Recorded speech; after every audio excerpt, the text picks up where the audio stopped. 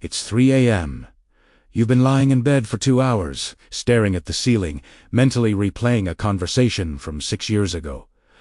The alarm is set for 6. Outside, the city has gone quiet, and somewhere in the back of your mind, a thought creeps in, the same thought humans have probably had since we first discovered fire and realized the darkness was wasting our time. What if I just didn't have to do this?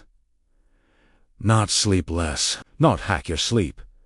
Eliminate it entirely. 8 full hours, every single night, handed back to you. That's roughly a third of your life gone. No more groggy mornings, no more alarm clock bargaining, no Sunday afternoon naps that leave you feeling like you've woken up in a parallel dimension. But here's the real question. If sleep suddenly vanished from human biology, if we evolved, or were engineered, to simply not need it, what would actually happen to your body, your mind, your relationships, and the civilization we've spent 10,000 years building around the assumption that everyone goes dark for 8 hours a night? Today, we're building that theory. And the answer is stranger and more unsettling than you might expect. Let's start with why we sleep in the first place, because the science here is both fascinating and, honestly, a little embarrassing for biology. Despite spending roughly 26 years of our lives asleep, yes, that's the average.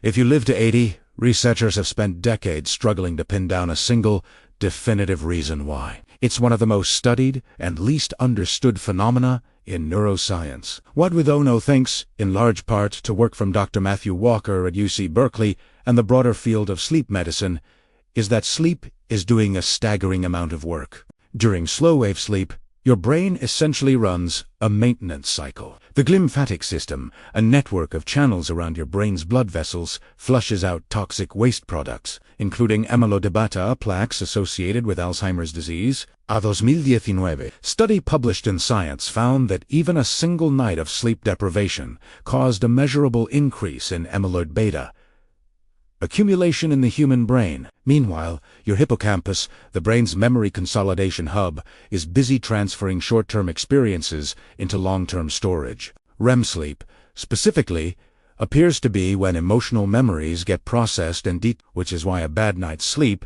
leaves you emotionally reactive, and why soldiers with PTSD often have severely disrupted REM cycles. Then there's the body. Growth hormone is primarily released during deep sleep. Immune function drops measurably after 72 hours without sleep. Metabolic regulation, cardiovascular repair, muscle recovery, virtually every major biological system has components that rely on the sleep state. Here's the divergence point. For our thought experiment, we're not imagining sleep deprivation. We're imagining a world where human biology has been restructured through genetic engineering, or some future medical breakthrough so that none of these processes require unconsciousness to occur. The brain's cleanup, memory consolidation, hormonal cycling, all happening continuously. In the background, while you're fully awake and functional, the rules of our thought experiment, the body still needs nutrition, still ages, still gets sick, but sleep, as a discrete biological state, no longer exists. Consciousness runs uninterrupted from birth to death. Now, let's ask, what does that actually look like? This is where the biology gets genuinely wild, because sleep isn't just one thing. It's a suite of processes, and replacing them without unconsciousness would require some remarkable workarounds. The glymphatic system, that waste-flushing network we mentioned, operates most efficiently during sleep, partly because the brain physically shrinks slightly during sleep, expanding the spaces between cells and allowing cerebrospinal fluid to flow more freely. A 2013 study from the University of Rochester found that these interstitial spaces increase by about 60% during sleep.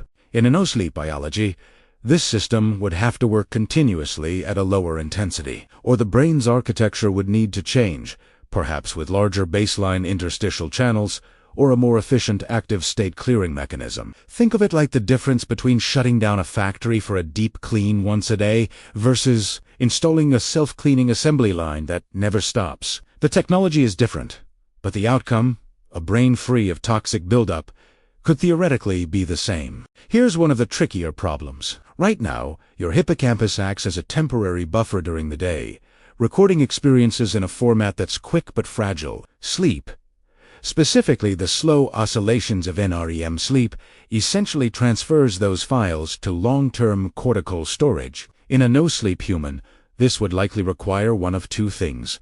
Either the consolidation process happens in real time during waking experience, seamlessly and invisibly, or the hippocampal buffer is dramatically larger, delaying consolidation for longer windows. Real-time consolidation is actually not far-fetched.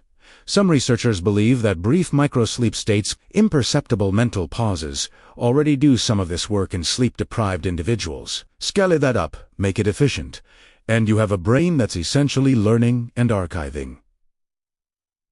Simultaneously, growth hormone, cortisol, melatonin, testosterone. These all follow circadian rhythms that are tightly coupled to the sleep-wake cycle. Remove sleep, and you don't automatically remove the circadian clock. That's a separate system driven by light exposure and the suprachiasmatic nucleus in the hypothalamus. In our alternate biology, these hormones might cycle based purely on light.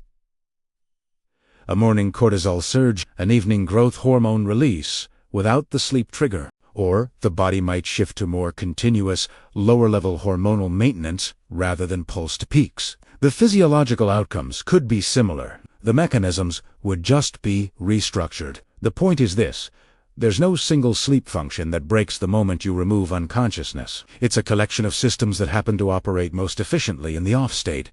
But that's an evolutionary convenience, not an absolute law. Biology, given enough time or engineering, finds other ways. Okay, the mechanics work.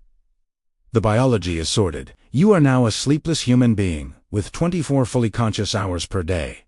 So, what do you actually do with that? Let's run the numbers. 8 hours of sleep a night, times 365 days, equals 2,920 hours per year.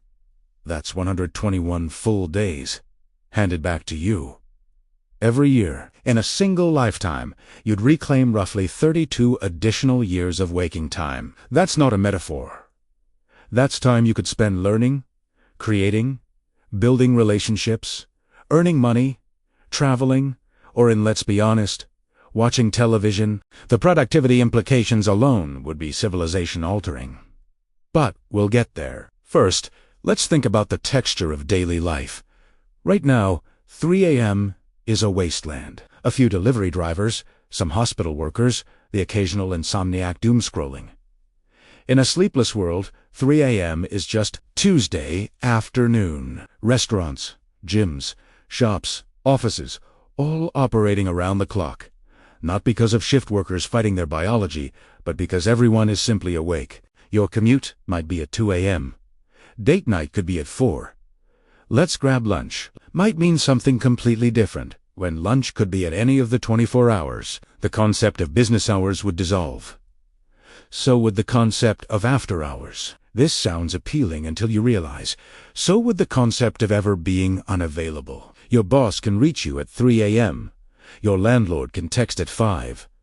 The boundary between work time and personal time, already eroding in the smartphone era, would collapse entirely. In a sleepless world, the cultural negotiation around availability and rest would become one of the defining social conflicts of the age. We'd have to invent disconnection, because biology would no longer provide it automatically. Here's something nobody talks about. Sleep is social glue. Sharing a bed is one of the most intimate things humans do. A nightly ritual of mutual vulnerability. Research from the University of Hertfordshire has found that couples who sleep in physical contact report higher relationship satisfaction. There's something about the shared unconsciousness, the synchronization of breathing, the morning face chaos, that builds a particular kind of closeness. Without sleep, you'd never see your partner's bedhead. Never do the half-awake kitchen shuffle at 7 a.m. Never have the 11 p.m. can't sleep either conversation that somehow turns into 3 hours of talking about everything. What replaces that? Maybe nothing. Maybe something better, but it would be different.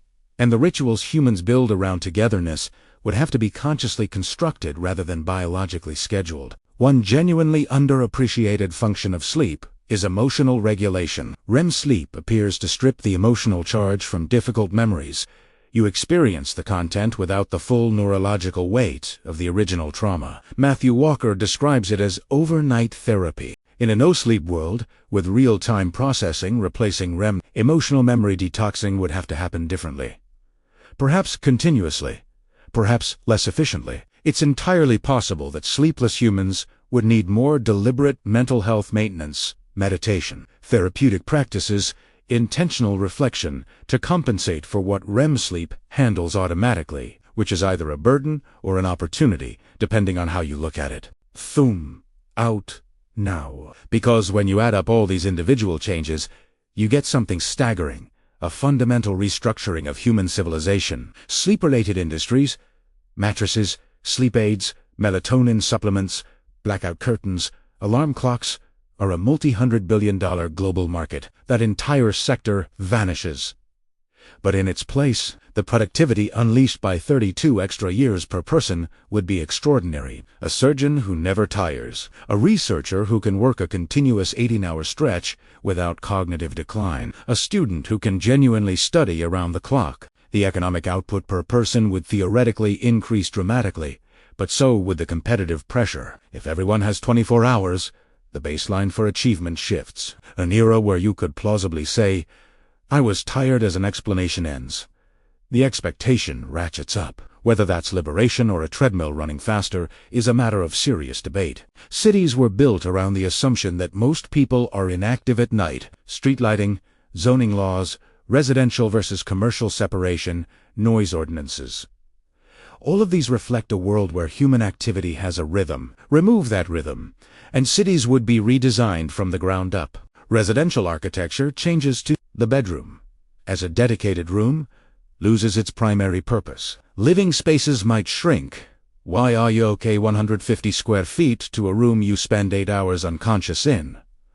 Or repurposed entirely. Housing costs could theoretically drop in dense cities, where bedroom-heavy apartments have always commanded premiums. Within a generation or two, sleep would become a historical curiosity. Something humans used to do, like bloodletting or traveling by horse. Children would learn about it in school, the way we learn about other obsolete technologies. So your ancestors just turned off every night? On purpose? Well, not on purpose, exactly. And you were helpless? You couldn't wake up. Sort of. Yes. That sounds horrifying. And here's a genuinely thought-provoking angle. Enormous portions of human culture are about sleep and dreams. Surrealism, Freudian, psychology. The concept of the subconscious, fairy tales. With enchanted slumbers, the entire genre of dream as metaphor in literature and film. Inception doesn't exist. A Midsummer Night's Dream is incomprehensible. Half of mythology, from Morpheus to Sleeping Beauty, evaporates. What fills that imaginative space? What becomes the metaphor for the subconscious, the unreachable inner world? If not dreams, that's actually a question worth dropping in the comments, because we genuinely don't know. Now let's be honest about the cracks in this utopia, because there are several. The assumption underlying our thought experiment is that a no-sleep biology would be equivalent to a sleep biology, just more time efficient. But that might be fundamentally wrong. Sleep, as it evolved, might not just be the brain doing maintenance. There's a compelling theory, still debated, that unconsciousness itself serves a function, a forced reset of subjective experience, a kind of mandatory horizon that breaks the continuity of consciousness and prevents certain kinds of cognitive overload or existential fatigue. In other words, maybe we don't just need the processes of sleep. Maybe we need the break. Philosophers have speculated for centuries about what continuous consciousness would feel like. We have no subjective reference point. Every human who's ever lived has had their experience punctuated by unconsciousness. If that punctuation disappeared, would life feel different in ways we can't currently conceptualize? Would the absence of a daily reset create a kind of psychic accumulation that eventually becomes unbearable? We also haven't addressed dreams. Dreams aren't just noise. They appear to play a role in creative cognition, problem-solving, and emotional processing. Some of humanity's greatest insights were reportedly dream-inspired. The structure of the melody of yesterday. A sleepless world might be more productive, and still, somehow, less creative, producing more output, but fewer breakthroughs. Because the lateral, unconstrained thinking that happens in REM sleep no longer exists. That's not a small loss. And then there's the simplest objection of all. Rest isn't the same as sleep. But we'd still need something, even in a no-sleep world. Chronic overstimulation, constant social availability, and endless work pressure would create their own pathologies. We'd solve the biology and create the psychology. Here's what strikes us most about this thought experiment. We started by asking whether eliminating sleep would be a gift. More time, more productivity, more life. And in many ways, it would be. The mathematics are undeniable. The gains are real. But the deeper we look, the more we realize that sleep isn't just an inconvenience engineered into us by a clumsy evolution. It's the boundary between days. It's the mechanism by which humans experience time not as an endless, undifferentiated stream, but as a series of distinct chapters. You go to sleep at the end of one day and wake up at the beginning of another. Something has passed. Something is new. The night creates a threshold that gives each day its own identity. Without that threshold, life might become something like a very long Monday. Not bad, exactly. Just continuous. One long present tense, stretching from birth to death without a seam. There's a concept in philosophy called the value of finitude, the idea that limits are not just constraints, but sources of meaning. Mortality makes life precious. Hunger makes food delicious. And maybe sleep, the small, nightly ending of consciousness, makes waking life feel like something worth returning to. Or maybe we're romanticizing inconvenience. Maybe a sleepless humanity would adapt within generations, build new rituals, find new thresholds, and look back on our dreaming ancestors the way we look at people who had to hand-wash laundry with appreciation for the poetry of it, and zero desire to go back. We genuinely don't know. And that uncertainty is, in itself, kind of wonderful. So, here's the question we're leaving you with. If you could flip a switch tonight, and never need to sleep again, fully functional, fully healthy, just 24 waking hours, would you? What would you do with those 32 years? And what do you think you'd lose? Drop your answer in the comments. We want to know. Would you take the switch? And what's the first thing you'd do with your first sleepless night? If you want more theories like this one, subscribe and hit the bell. We've got a lot more alternate realities to explore. The next one might just change how you think about something you've taken for granted your whole life. See you there.